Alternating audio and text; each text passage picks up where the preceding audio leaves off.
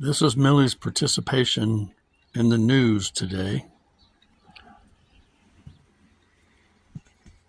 It's still rainy days here in southern Texas.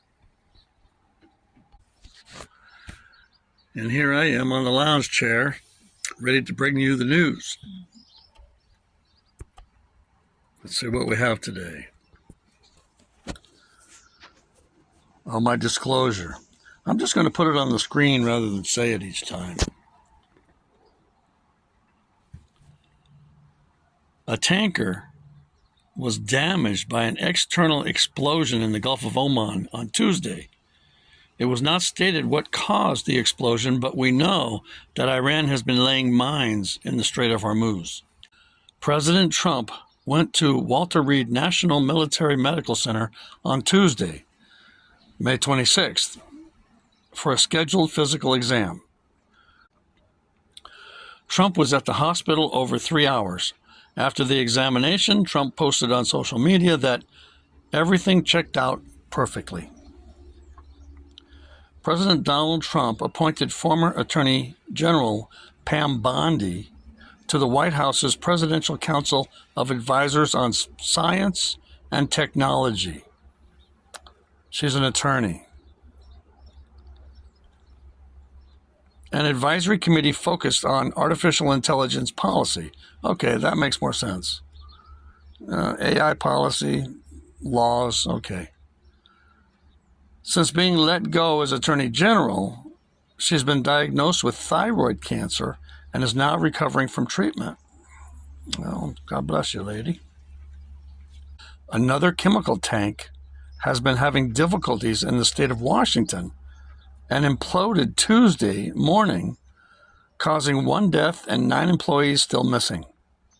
First responders transported 10 people, including 1 firefighter, to the hospital. Injuries ranged from minor to critical.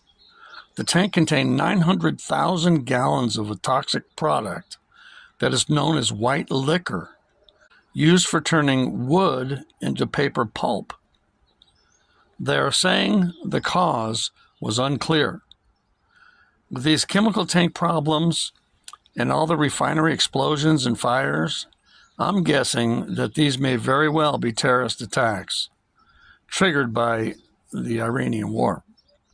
The Iranians have recently killed 2 people, one for espionage, another for alleged intelligence cooperation with Israeli Mossad.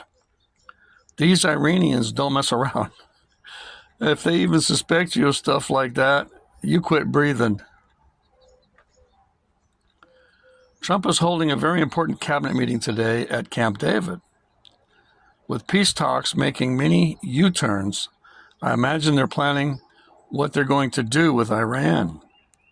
With midterms approaching and the war becoming increasingly unpopular, it seems like they must pull out some sort of victory, because just stopping the war after spending billions and billions of dollars, we have to come away with something.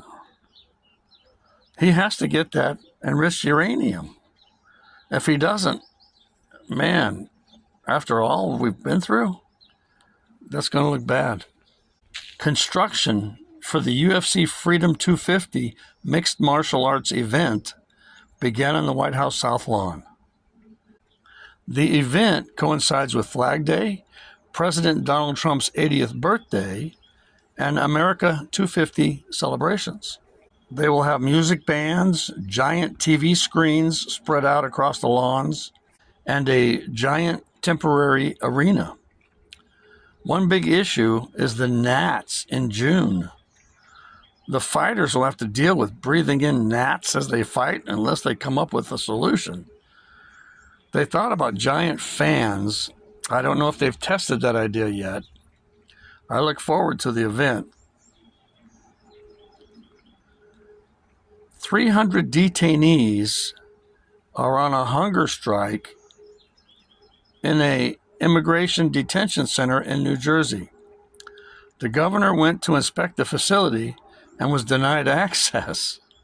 Can you imagine the facility denying access to a governor?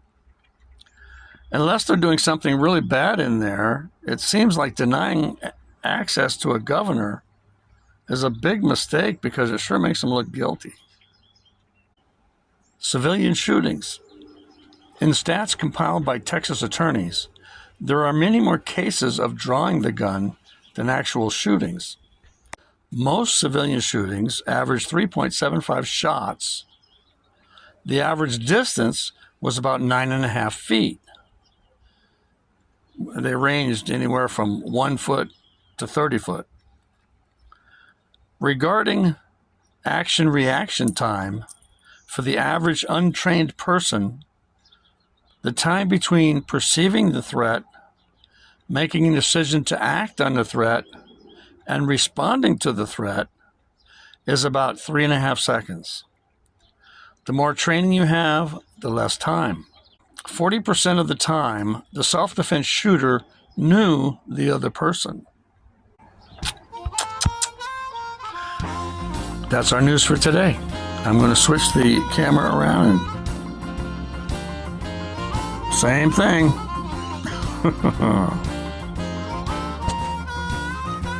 You folks have a great Wednesday, midweek, hump day, and we'll see you next time.